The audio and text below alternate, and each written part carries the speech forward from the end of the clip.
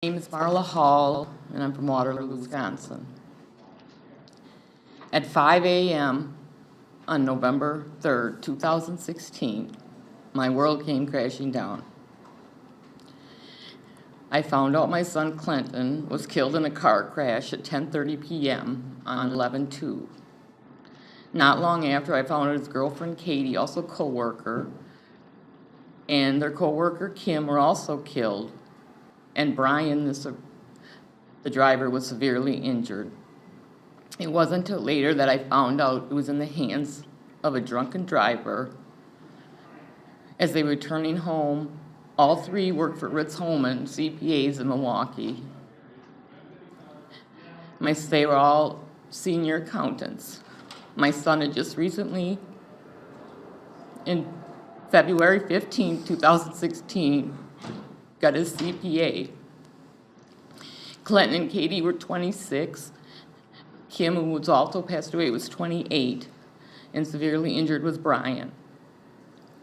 Also, the drunk driver who decided to turn around on Interstate 94 by Deerfield hit two cars and killed 23-year-old Patrick Wazalewski, who was killed in he was also on his way home from work to Lake Mills.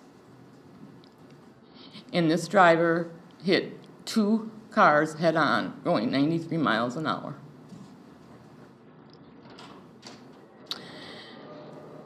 My life has forever changed, and I'll never be the person I once was. Clinton was my only child, and was my whole life. He graduated from Waterloo High School in 2018. He attended UW-Whitewater, where he received his bachelor's degree and majored in accounting and finance, and graduated in 2013. During college, he interned at Ritz Holman CPAs. After graduating, he returned to Ritz Holman, and that's when he became the certified. He finished schooling to get his CPA. He had found the love of his life that he wanted to spend the rest of his life with, and that was Katie Pasquini, another Ritz Holman employee, killed with him that night. She also was working on her CPA. She had a bachelor's and a master's degree. Well, my son wanted to spend the rest of his life with her, and they got to spend their lives ended at 26 years old, each, only a month before they would turn 27. But they had another 60 or 70 years to go. Not only is their future gone, so is mine. No one should have to bury their children. My child was murdered by a drunken driver with numerous offenses, which could have been a preventable census act. I will never hear again, "I love you, Mom." I will never hear we're getting married, which I knew was coming soon. Clinton will not be able to attend his 10-year class reunion, as he was the vice president in Waterloo of his class. I will never hear, "Mom, you're going to be a grandma." I will never receive the call, "Mom's Katie's in labor," and I would have been there in an instant. I will never hold my grandchild and never be able to give them everything I saved from my childhood and Clinton's childhood. No more birthdays, holidays, anything. Do any of you really know how it feels to ask to go to bed at night and pray to God that you don't wake up in the morning?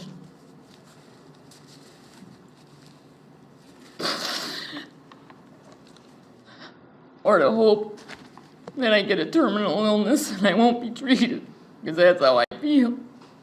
Because the thought of me living the rest of my life without him is horrible.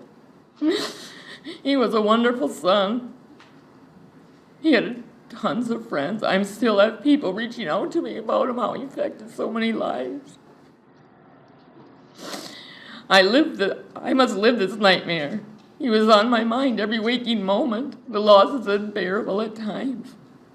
He was my life, and he still is my life. And I will continue the journey to not let this happen to others. Myself and Melody, Katie's mother, losing our Clint and Katie to something that could be preventable is a nightmare. We will live with the rest of our life, a nightmare which we can't wake up from. I've heard too many excuses as why nothing is done. The one that boils my blood. Well, we don't want to ruin people's lives. That's what Senator Fitzgerald told me. He's my district. It took him forever to call me back. When I heard from Chris Larson and other people that weren't my district. And I spoke to the Tavern League. I called the Tavern League. And they're just worried about ruining people's lives, like second or third offenders. Well, what about the people's lives that they ruin, these people that are killing our families? Like these families, how many people are affected? He was shortly thereafter, one of his best friends, and we had to do a welfare check because he was suicidal.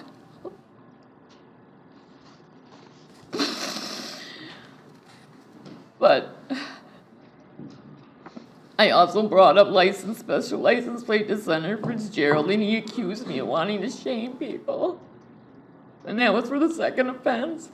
And I said, damn right, if you get a second OWI, you deserve to be shamed.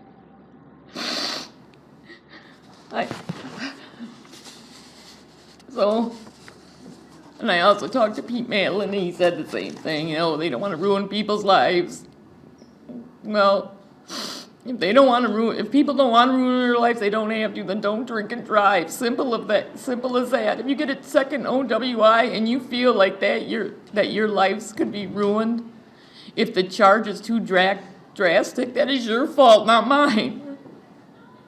If you are ashamed, you should be ashamed if you did not learn the first time. Isn't the Republican motto, take responsibility for your actions? Force these people to take responsibility. Senator Majority Leader also told me, we just make the laws, we don't enforce them.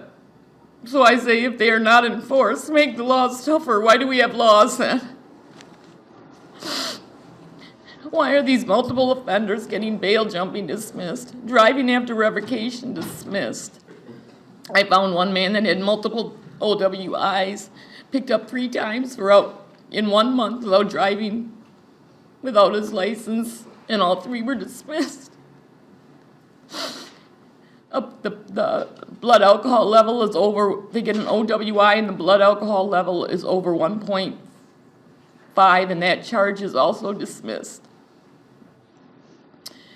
And how do we pay for more jails, as he said? And prisons, and adequate treatment for these multiple offenders? By raising the tax on beer, wine, and hard liquor. The Wisconsin tax on beer is 6 cents per gallon. We're number 48 out of 50 states.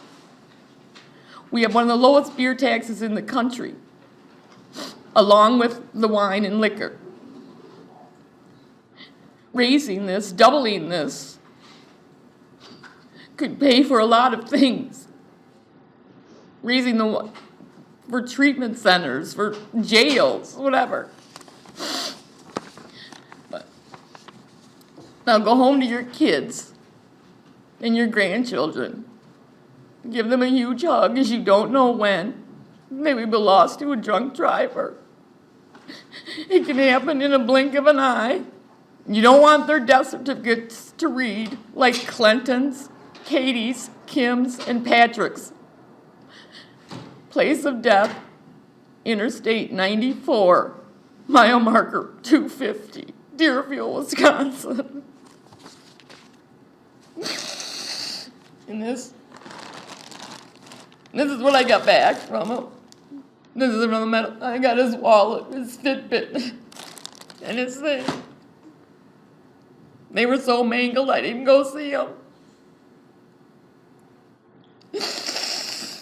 And I want to show this picture. It was taken the day they were killed at UW La Crosse. The clock reads 6:05 p.m. and in less than 4.5 hours, 3 of them would be dead.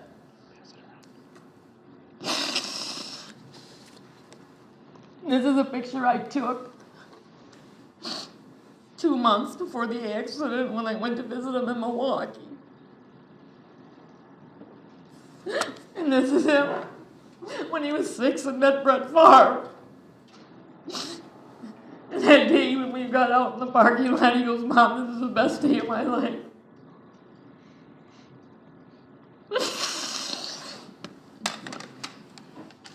And this is Katie. And this is Clinton in tax season. Last year, before he was promoted, it was the last day of tax season. They were done, so they all relaxed. Because they'd always get the day after. So I support these bills, and I support stronger laws, and I'm not going to give up. Thank you. Thank you for your comment.